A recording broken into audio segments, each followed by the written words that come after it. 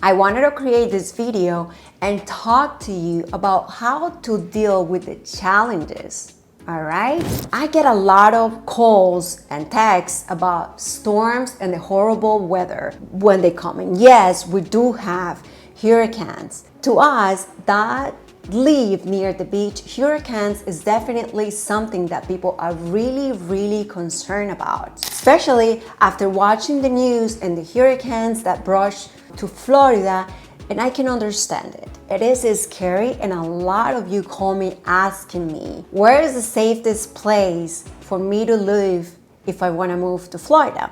So, because you don't want to deal with hurricanes, you don't want to deal with the flooding, right?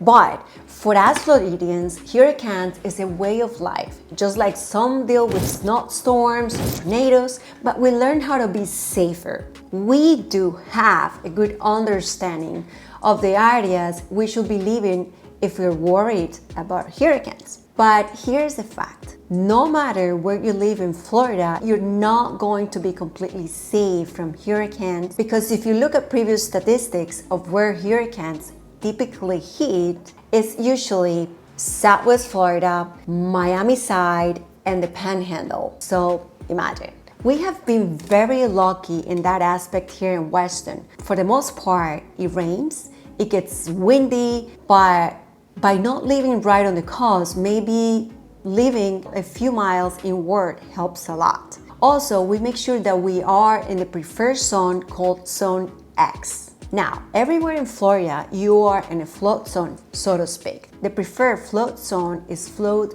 X. Make sure that you get homeowners insurance, and of course, if your financing is mandatory, and even some consider getting flood insurance, even if not needed here in Weston in general. And then just have a really good plan of what you need to do if a hurricane is coming our way, right? I've been here for 20 plus years, and I've been through severe hurricane warnings. A lot of very scary hurricanes, but fortunately, Weston never had a major issue with those. And the good news is, we know exactly when a hurricane is coming towards Florida. Days, actually weeks, even longer. You can say that about natural disasters. Just think about earthquakes in California. You never know when one is going to hit. I can tell you, having lived in Weston, you're going to learn how to deal with hurricanes, and it's really going to become kind of a way of life. In most cases, hurricanes that we get are relatively mild, so to say it's more like you're going to end up having a hurricane party, the way of making light of the situation. We don't have another option. I mean, we can be miserable or hoping for the worst. That's not the best idea. Now, summer weather, extreme. When it comes to the heat, there is a lot of rain, a lot of lightning storms, and yes, it does get annoying, even for someone who actually loves living here. I just know how the summer is going to be, and I anticipate lightning storms every day, because they come every day. When it comes to the heat, I typically, try to get all the things that I need to do outside, either in the morning or in the evening, because it rains daily here during the summer. It doesn't last very long. Usually it's just an hour, maybe maximum 2, or just a very few minutes. But I have a raincoat that I keep in my car in case I'm out and about and I need to jump out of the car to go to showings, to the store, etc. Once you leave here, you're just gonna know how to deal with the weather. You're going to be making the best of it, and I will say that most of you are going to far prefer the summer weather, even with the rain and the thunderstorms and the hurricane, versus the difficult, long and difficult winter weather up north. Now the traffic. In Weston, the traffic is pretty decent, unless you drive during school hours. That's when you can get stuck for a bit, but it's just definitely nothing in comparison to Miami traffic, and how you see is based on your perceptions, and what you think is bad traffic might not be for another person. My recommendation is when you're here and you're shopping for a house and you're worried about the traffic, get to know the traffic pattern. It might actually not be as bad as what people make it seem, because, you know, perhaps it's not a big deal. Maybe you're coming from a city that has far worse traffic than here. So it is a matter of really understanding what the traffic patterns are during all hours of the day. Whatever season, is just adjusting your plans accordingly. Now, critters.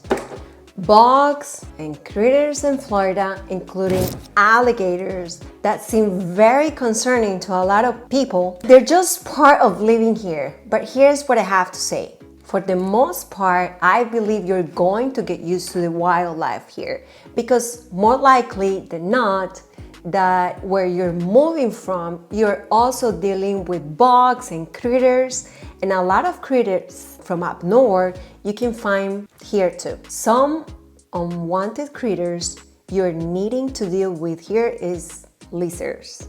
And I am not a big fan of lizards.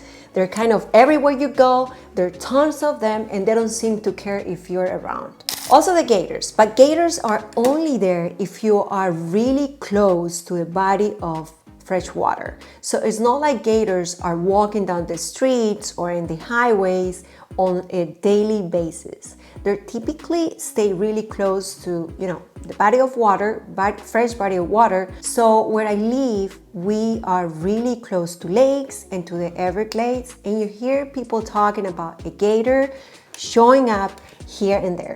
This is what I have to say.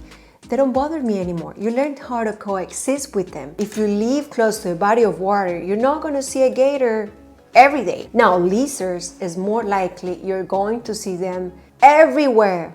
They get into your house everywhere.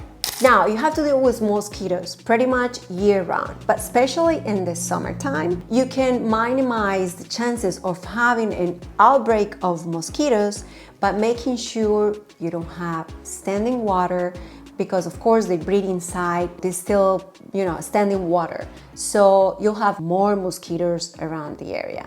But for the most part, the city is always spraying and taking care of the lakes to make sure you don't get many of them. And also, if you feel like mosquitoes, you know, are out of control, you can always call the city and they will come and spray for you. I've found some amazing plants as well in Home Depot that I planted between my hedges in the backyard, and the smell helps a lot to keep them out of here. One bug that is the most annoying to me is definitely the palmetto bug or the cockroaches, which I also have a pest control company every month. So they come and spray my yard and the inside of my home for like $30-something a month. So I have no issues whatsoever.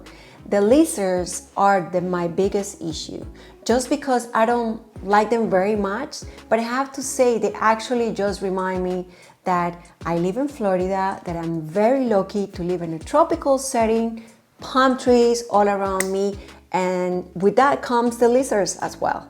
I hope you enjoyed this video, and somehow I will put you at ease when it comes to Florida life and living here.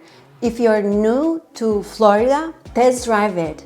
Maybe rent a few weeks or even some months, especially in the summertime. If you can handle this summer weather and everything that comes along with the summertime, you are going to fall in love with Florida for all the right reasons that people want to live here. Beginning with, and you know, that the state income tax, we don't have that. The warm weather all year round, the magical, you know, landscapes and everything that Florida has to offer. So I will see you next week, and thanks for watching.